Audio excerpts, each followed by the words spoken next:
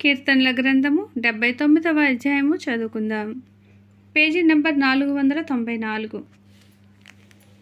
దేవా, అన్ని జనులు నీ స్వాస్థ్యములోనికి చొరబడి ఉన్నారు. వారు నీ పరిశుద్ధాలయమును అపవిత్రపరిచి ఉన్నారు. యెరూషలేమును పాడు దిబ్బలుగా చేసి ఉన్నారు. వారు నీ సేవకుల కళేబరములను ఆకాశ పక్షులకు ఎరగాను, నీ భక్తుల శవములను భూజంతువులకు ఆహారముగాను పారవేసి ఉన్నారు. ఒకడు నీళ్లు పోసినట్లు యెరూషలేము చుట్టూ వారి రక్తము పారబోసి ఉన్నారు. వారిని పాతుపట్టు వారెవరునూ లేరు. మా పొరుగు వారికి మేము అసహ్యులమైతిమి. మా చుట్టూనున్న వారు మమ్ము నసహించి నపహసించి ఎగతాళి చేసెదరు. యెహోవా, ఎంతవరకు కోపపడదువు? ఎల్లప్పుడూ కోపపడదువా? నీ రోషము అగ్నివలె ఎల్లప్పుడూ మండునా? నిన్నెరుగని అన్యజనుల మీదను, నీ నామమును బట్టి ప్రార్థన చేయని రాజ్యముల మీదను నీ ఉగ్రతను కుమ్మరించుము. వారు యాకోబు సంతతిని మృంగివేసి ఉన్నారు. వారి నివాసము పాడు చేసి ఉన్నారు. మేము బహుగా కృంగి ఉన్నాము. మా పూర్వుల దోషమును జ్ఞాపకము చేసుకొని నీవు మా మీద కోపముగా నుండకుము.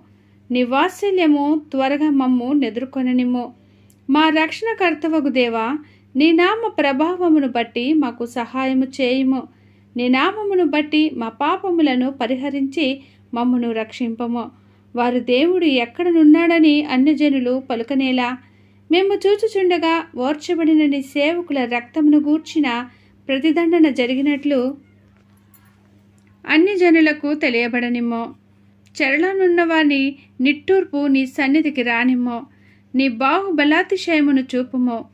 చావునకు విధింపబడిన వారిని కాపాడుమో.